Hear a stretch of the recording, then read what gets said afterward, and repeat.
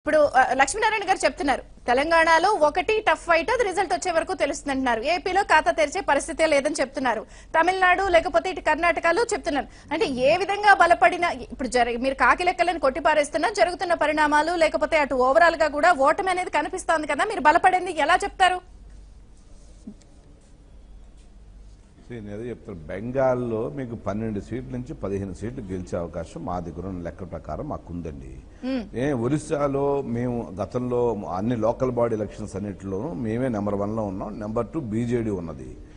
అక్కడ కూడా భారతీయ జనతా పార్టీ ఇవాళ 8 నుంచి 12 సీట్లు గెలిచే అవకాశాలు ఉన్నాయి.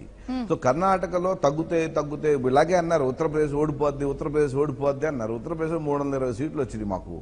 సో చేత కర్ణాటక మమ్మల్ని ఎప్పుడు డౌన్ చేయలేదండి. కర్ణాటక నేను చెప్తున్నా 96 నుంచి అంటే 23 సంవత్సరాల నుంచి కర్ణాటకలో మేము ఎవ్రీ ఇయర్ గెలుస్తూనే వచ్చాం. 17, 18, 19, 20 సీట్లు ఎక్కడ తగ్గలా మాకు 23 ఏళ్ల నుంచి. అంచేత కర్ణాటకలో మా సీటు దక్షిణాదిలో మీకు సపోర్ట్ చేసే మిత్రులు లేకపోతే ఒక అవగాహనతో వెళ్తున్న పార్టీలతో అంత ధీమాగా చెప్తున్నారా? ఎందుకంటే ఏపీ విషయమే తీసుకోండి, ఇంకా రిజల్ట్ రాలేదు, ఎందుకంత ధీమాగా ఉన్నారు? 48 నుంచి 50 వస్తుందంటే ఏపీలో మీకున్న మిత్రులు లేకపోతే ఏదైనా అవగాహనతో ఆ కాన్ఫిడెంట్ గా నెంబర్ చెప్తున్నారా? అలా ఉంది అని చెప్పి అంటున్నారు కదా, అవగాహనతో కొన్ని పార్టీలతో వెళ్తున్నారని అంటున్నారు కదా. నేను ఒకటి చెప్పనా మీకు, మా భారతీయ జనతా పార్టీ కేంద్రంలో ఎన్డీఏ ఏదైతే ఉందో ఎన్డీఏకి బయట నుంచి కానీ మా ఎన్డీఏ చాలండి.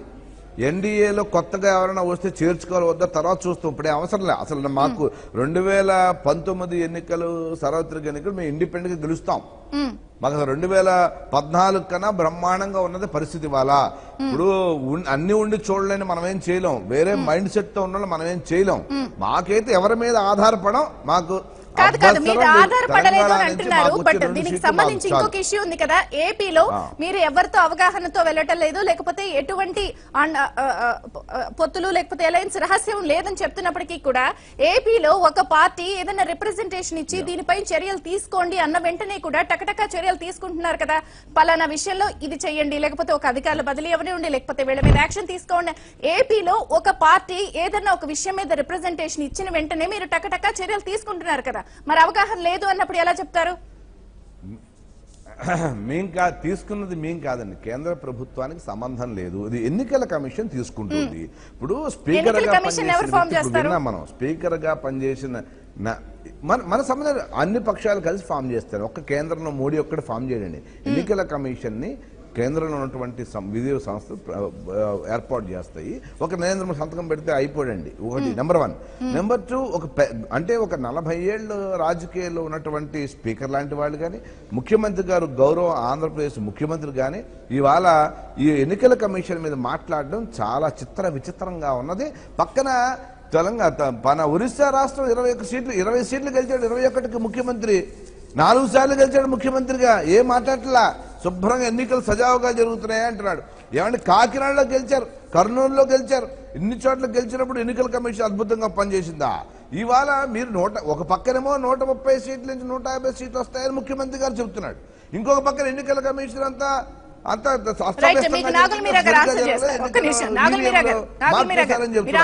ఇవన్నిటికి అంటే మీరు గెలుస్తారని నమ్మకం లేదా?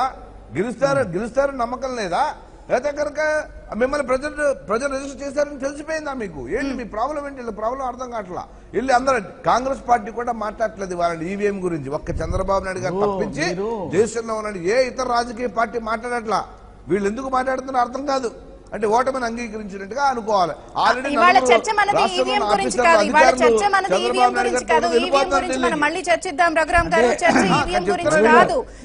మీరు దక్షిణాదిలో అవగాహనతో కొన్ని పార్టీలతో వెళ్తున్నారు, బలపడే ప్రయత్నం చేస్తారంటున్నారు. ఈవీఎం గురించి చర్చ కాదు. రఘు గారు, మాకు అవసరం లేదు, మాకు వైఎస్ఆర్ అవసరం లేదు, కేసీఆర్ అవసరం లేదు. మీరు ఇండిపెండెంట్ గా ఫామ్ చేస్తాం అన్నా మేము, సమస్య లేదు. చెప్పండి అన్న. ఇప్పుడు రఘు గారు, మీరు ఢిల్లీలో మీరును జీవీఎల్ గారు కూర్చొని మీరు ప్రెస్ మీట్లకు పరిమితం అయిపోయారు. ఆంధ్రప్రదేశ్లో ఎలక్షన్ కమిషన్ మీద ప్రజలు తిరగబడ్డారు, ఇది మీరు గమనించాలి. ఇవి ఈవీఎంలా మోదీ ఎంలా అని ప్రజలు తిరగబడ్డారు. ఇంతవరకు నాకు తెలిసినటువంటి రాష్ట్ర చరిత్రలో రాత్రి 4 గంటల వరకు ఓటేసినటువంటి దౌర్భాగ్య పరిస్థితికి ఎలక్షన్ కమిషన్ ఈ రాష్ట్రంలో వాళ్ళే ఒప్పుకున్నారు. ఎలక్షన్ కమిషనే దాదాపు 4 చెప్పండి. చర్చ ఈవీఎంలు కాదు, దాని గురించి మనం మళ్ళీ మాట్లాడదాం. మీరు కూడా చెప్పండి, ఏంటి మీరు కూడా ఈవీఎంలు కాదు మన చర్చ. దక్షిణాదిలో ఏదైతే బీజేపీ జెండా పాతాలని అనుకుంటుంది, ఆ వ్యూహం ఫలిస్తుందా? బీజేపీ దక్షిణాదిలో జెండా పాతాలని అనుకుంటుందా? ఆ వ్యూహం ఫలిస్తుందా? ఓటమి మీది. ఒక నిమిషం రఘురామ్ గారు, ఓటమి మీది, గెలుపు మాది. దక్షిణాదిలో ఎప్పుడో బీజేపీ జెండా పీకేశారు దక్షిణాదిలో. ఇప్పుడు నరేంద్ర మోదీ భారతదేశ ప్రధాని అని అనుకుంటలేదు, కేవలం ఉత్తరాది లేదా కేంద్రంలో ఉన్న భారతీయ జనతా పార్టీ పాలిత రాష్ట్రాలకు మాత్రం ప్రధానమంత్రి అనేది ప్రజలకు అర్థమైపోయింది. కాబట్టి దక్షిణాదిలో ఎట్టి పరిస్థితుల్లో కూడా భారతీయ జనతా పార్టీకి ఓటేసేటువంటి పరిస్థితి లేదు. ఆంధ్రప్రదేశ్ లో 1 సీటు రాదు, తెలంగాణలో కూడా 1 సీటు రాదు, మీకు తమిళనాడులో 1 సీటు రాదు, కేరళలో 1 సీటు రాదు మీకు. కాబట్టి ఈరోజు బెంగాల్లో మీరేదో 2 ఆశిస్తా ఉన్నారు, లేకపోతే ఇటు ఒరిస్సాలో ఏదో ఆశిస్తా ఉన్నారు. మీకై మీరు ఊహించుకోవచ్చు. నేను ఖచ్చితంగా చెప్తున్నాను, దక్షిణాది రాష్ట్రాల్లో భారతీయ జనతా పార్టీ మనుగడ లేదు. విరామం తీసుకున్న తర్వాత ఓవరాల్ గా కూడా దక్షిణాదిలో కానీ లేకపోతే ఇటు ప్రాంతీయ పార్టీలని బలహీనపరిచే ప్రక్రియ జరుగుతుందా, లేదా కాంగ్రెస్ ని వీక్ చేసే వ్యూహం ఏమైనా నడుస్తుందా అన్నది సుందరరాం శర్మ గారి వాయిస్ తెలుసుకునే ప్రయత్నం చేసే ముందు ఒక చిన్న విరామం తీసుకుందాం. న్యూస్ రూమ్ లో న్యూస్ రూమ్ కి తిరిగి స్వాగతం. సో సుందరరాం శర్మ గారు, ఈసారి ఇటు రాహుల్ గాంధీ కూడా ఉత్తరాదితో పాటు దక్షిణాదిలో కూడా కేరళ నుంచి పోటీ చేస్తున్నారు. ఇలాంటి టైంలో దక్షిణాదిలో బలపడే ప్రయత్నం ఇటు బీజేపీ చేస్తోంది. అంటే ఒక జాతీయ పార్టీగా కాంగ్రెస్ ని వీక్ చేసే ప్రయత్నం ఏమన్నా జరుగుతోందా, లేకపోతే లోకల్ గా ఉన్న ప్రాంతీయ పార్టీలను బలహీనపరిచే గేమ్ ఏదైనా నడుస్తుంది అనుకుంటున్నారా? అంటే మొదటైతే మాత్రం ఇందాక లక్ష్మీనారాయణ గారు 2014లో ఏదో కాంగ్రెస్ పార్టీ ఆ రోజున చేసినటువంటి అవినీతి మీద ఏదో నరేంద్ర మోడీ గారు పెద్ద ధ్వజం ఎత్తి జెండా పట్టుకుని వచ్చారని చెప్పనేటువంటిది కరెక్ట్ కాదు. ఎందుకంటే ఆ రోజున 2G స్కామ్లు అవన్నీ తర్వాత కోర్టులే కొట్టేసినాయి, కాబట్టి అది కాదు. అయితే ఆ రోజు 2014లో నరేంద్ర మోడీ గారు ఈ దేశ ప్రజలందరికీ కూడా ఒక పెద్ద ఇది చూపించారు జనంకి. చూపించేసరికి నిజమేనేమో ఇదంతా ఉన్నది, మనకు కొత్త బాగుంటుంది అని చెప్పిన మార్పు కోసం వెళ్ళారే తప్ప ఆ రోజున కాంగ్రెస్ పార్టీ మీద ఉన్నటువంటి వ్యతిరేకత మాత్రం 80% కాదు, అవినీతులు అటువంటిది ఏమీ కాదు. నెక్స్ట్ మీరు అడిగినట్టుగా ఇవాళ రోజున మీరు అన్నటువంటి ఒక పాయింట్ ఏంటంటే ఇవాళ కాంగ్రెస్ పార్టీని ఎట్లయినా సరే వీక్ చేయాలనేటువంటిది భారతీయ జనతా దక్షిణాదిలో రాహుల్ లాంటి ఒక ప్రెసిడెంట్ క్యాండిడేట్ అంటే భారతీయ జనతా పార్టీలో ముఖ్యంగా నరేంద్ర మోడీ గారు మొన్న ఒక మాట చెప్పారు ప్రధానమంత్రి గారు. ఏమని చెప్పంటే నాకు రాహుల్ మధ్య పోటీ అని చెప్పాడు ఆయన. ఎందుకు చెప్పాడు? హీ రికగ్నైజ్డ్ కాంగ్రెస్ పార్టీలో రాహుల్ గాంధీ తనకి ఎప్పటికైనా కూడా పోటీ కింద వస్తాడు అనేటువంటిది ఆయన గ్రహించి మా ఇద్దరి మధ్య పోటీ ఉంది అని చెప్పి ఆయన చెప్పడం జరిగింది. నెంబర్ 2 వచ్చేసరికల్లా దక్షిణాది అనేటువంటిది మాకు మొట్టమొదటి నుంచి కూడా బలమైనటువంటిది. కాంగ్రెస్ పార్టీలో ఎప్పుడైనా సరే కాంగ్రెస్ పార్టీ ఉత్తరాదిలో ఇబ్బందులు పడింది అనగానే కాంగ్రెస్ పార్టీకి దక్షిణాదిలో ఆదుకున్నటువంటిది ఎన్నోసార్లు చూసాం. 1978లో 77లో ఎలక్షన్స్ ఓడిపోగానే మదురైలో ఉన్నటువంటి ఒక చిన్న మున్సిపల్ ఎలక్షన్స్ లో ఫస్ట్ టైం ఇందిరాగాంధీ గారు వెళ్ళి దాన్ని ఏమంటారు క్యాన్వాస్ చేసి ఒక చిన్న మున్సిపల్ ఎలక్షన్స్ క్యాన్వాస్ గెలిచి అక్కడి నుంచి మళ్ళీ చిక్మగళూరు వచ్చి అక్కడి నుంచి ఆంధ్రప్రదేశ్ ఎలక్షన్స్ ని వచ్చి జైత్రయాత్ర స్టార్ట్ చేశాం. కాబట్టి ఆంధ్రప్రదేశ్కి ముఖ్యంగా ఆంధ్రప్రదేశ్ కానివ్వండి దక్షిణాది అనేటువంటిది కాంగ్రెస్ పార్టీకి ఒక గొప్ప వరం అని చెప్పాలి. అందుకని రాహుల్ గాంధీ ఈసారి మొట్టమొదటిసారిగా ఏం చేశాడంటే వాయనాడులో గనక పోటీ చేసేటట్లయితే కేరళ ఇందాక మన రఘురామ్ గారు చెప్పినట్టుగా 2 స్థానాలు త్రివేంద్రం అండ్ ట్రిశూర్లో వాళ్ళు మాకు గట్టి పోటీ ఇస్తున్నమాట వాస్తవమే Bharatiya Janata Party. It doesn't mean ఏదో వాళ్ళు గెలిచేస్తారని కాదు, కానీ 2 స్థానాల్లో వీళ్ళు మంచి పోటీ ఇస్తున్నారు మాకు. అదే రకంగా కమ్యూనిస్టులు ఇస్తున్నప్పటికీ కూడా మెజారిటీ సీట్లు మేమే గెలిచేటువంటి అవకాశం కేరళలో ఉంది.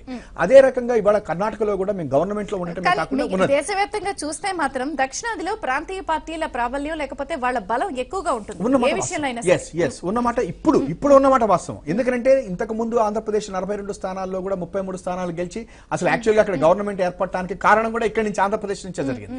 అట్లాగే 1978లో మళ్ళా మనం తిరిగి రావడానికి కూడా ఇక్కడ ఆంధ్రప్రదేశ్ కారణమైంది.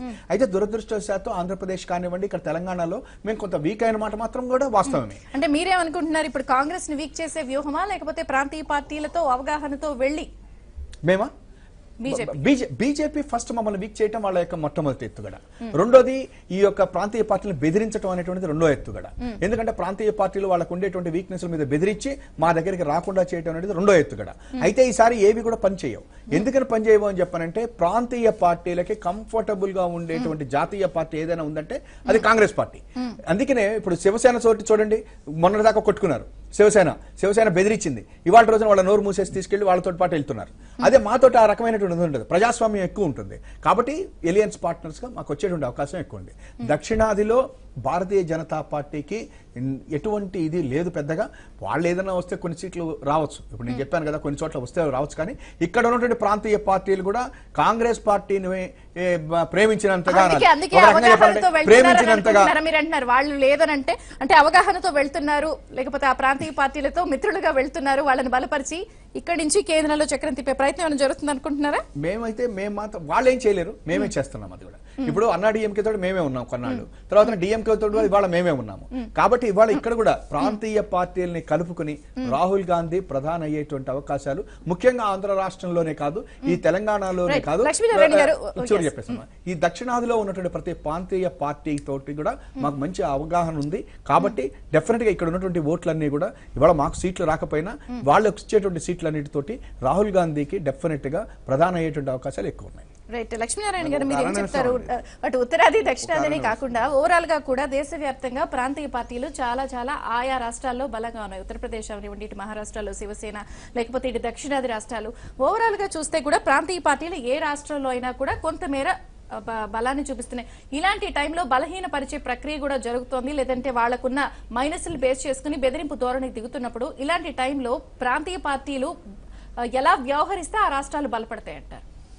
2019 ఎన్నికల తదనంతరం ఏర్పడే కేంద్ర ప్రభుత్వంలో ప్రాంతీయ పార్టీల యొక్క పాత్రే ముఖ్యమైనటువంటి భూమిక పోషించబోతున్నారు. రెండు ప్రధాన జాతీయ పార్టీలు బీజేపీ కానీ కాంగ్రెస్ కానీ, ఇవి రెండు కూడా పెద్ద పార్టీలుగా ఆవిర్భవిస్తాయి. కానీ ఏది పెద్దదా అంటే బీజేపీ పెద్దది కావచ్చు, లేకపోతే కాంగ్రెస్ రెండో స్థానంలో ఉండవచ్చు, లేదా బొటాబొటిగా రావచ్చు. ఇద్దరికీ 150-200 సీట్ల మధ్యనే అంచనాలు వేసుకుంటున్నారు. కాంగ్రెస్ పార్టీకి 150 దగ్గరకు వస్తాయా లేదా అనుమానమే, 200 బీజేపీ దాటుతుందా లేదా అనేది అనుమానమే. దక్షిణాదికి వస్తే ప్రాంతీయ పార్టీలు బలంగా ఉన్నాయి.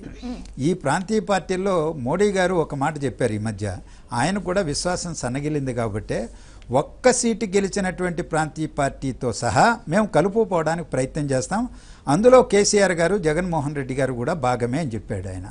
అంటే దక్షిణాదికి సంబంధించి వచ్చేటప్పటికి వాళ్ళ కన్ను ఏడీఎంకే మీద పడింది, ఏడీఎంకేని కూటమిలో చేర్చుకున్నారు. ఇప్పుడు దాని తర్వాత ఇప్పుడు మనం ఈ తాజా వర్ధమాన రాజకీయాల గురించి మాట్లాడుకుంటున్నాం కాబట్టి వాళ్ళను గతంలోనే డిప్యూటీ చైర్మన్ పదవి ఇచ్చారు, కలుపుకుపోయారు, ఆ ప్రభుత్వాన్ని కాపాడారు, ఇప్పుడు అలయన్స్లో చేర్చుకున్నారు కూటమిలో.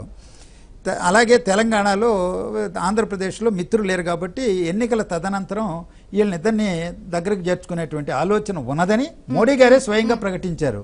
పత్రికల్లో వచ్చింది, ప్రసార మాధ్యమాల్లో మనం అందరం చూసాం. అందువల్ల కర్ణాటకలో ప్రత్యేకమైన ఇంకో పార్టీ లేదు వాళ్ళకి, కేరళలో మరొకరు లేరు, లేకపోతే అక్కడ నవీన్ పట్నాయక్ గారు కూడా గోడ మీద పిల్లిలా కూర్చోన్నారు. ఎవరు అధికారంకి వస్తే, ఎవరు ఒడిశా ప్రయోజనాలకు అనుకూలంగా ఉంటే వాళ్ళకి చేస్తానని అంటున్నారు. రెండో స్థానంలో బీజేపీ ఉన్నమాట వాస్తవమే. ఈరోజు ప్రజలు కూడా చెబుతున్నారు ఒడిశాలో రెండో స్థానంలో బీజేపీ ఉంది, మూడో స్థానంలోనే మిగిలినటువంటి కాంగ్రెస్ కానీ వాళ్ళు. బెంగాల్లో కొంత పుంజుకున్నటువంటి మాట వాస్తవమే. రఘురామ గారు అన్నట్టు 13-20 అదేం లేదు, 2, 3, 4 అంతకు మించి వచ్చేటువంటి అవకాశం ఏం లేదు. మరి రఘురామ గారు ఉండవచ్చు. కానీ ఓవరాల్ గా ఎన్ని చేసినా కూడా ఇటు ప్రాంతీయ పార్టీలు ఎలా ఉన్నాయి ఏంటి జరిగిన 5 ఏళ్లలో పరిస్థితులు చూసినా, మీరు చెప్తున్న లెక్కల ప్రకారం చూసినా కూడా ఓవరాల్ గా మోదీ గెలవడం సాధ్యమేనా అసాధ్యమనే పరిస్థితులు ఎక్కువ వినిపిస్తున్నాయి కదా. లక్ష్మీనారాయణ గారు చెప్పిన 200 పైచలకు బీజేపీకి వస్తాయి, దాంట్లో అలా అనుమానాలు లేవని చెప్తున్నారు. కదా బీజేపీకి 200 కాదండి, అసలు మాకు ఎవ్వరి అవసరము ఉండదు, మేము ఓన్గానే ఫామ్ చేస్తాం. మా తప్పు ఏంట్రా అంటే ఆంధ్రప్రదేశ్ విషయంలో మేజర్ మిస్టేక్ ఏం జరిగిందంటే 98లో ఇండిపెండెంట్గా బీజేపీ 2 సీట్లు ఆంధ్రప్రదేశ్లో గెలిస్తే చంద్రబాబు నాయుడు గారు వచ్చి మా మెడలో కండువ వేసి మమ్మల్ని చేర్చుకుని మమ్మల్ని మర్డర్ చేశారు. సో మేము మర్డర్ అయిపోయాం. సో అయినప్పటికీ 2004లో ఆయన రియలైజ్ అయ్యాడు, ఆయన పవర్ ఇక్కడి నుంచి తీసుకున్నాడు, వెళ్ళిపోయినాడు. ఆయన వెళ్ళిపోయిన తర్వాత పోలే ఏదో సింగిల్గా ఎదుగుదాం కదా అనుకున్న టైంకి మళ్ళీ ఎదుగుతున్న టైంకి 2014లో మళ్ళీ వచ్చి మళ్ళీ మాతో కలిసి మళ్ళీ మనం మర్డర్ చేశాడు.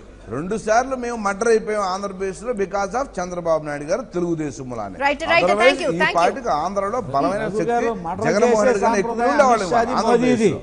అమిత్ షాది మోదీది మర్డర్ చేసే సాంప్రదాయం తెలుగుదేశం పార్టీ నమ్మక ద్రోహం కాపాడుకుంటుంది. మీరే మిత్రద్రోహం చేశారు, మీరే మిత్రద్రోహం చేశారు. దేశవ్యాప్తంగా మర్డర్ చేసేది మీరు, నరహంతకులు మీరు. అమిత్ షా నరేంద్ర మోదీ నరహంతకులు అని దేశవ్యాప్తం చెప్తారు. తెలుగుదేశం పార్టీకి చంద్రబాబు నాయుడు గారికి ఆ సాంప్రదాయం లేదు.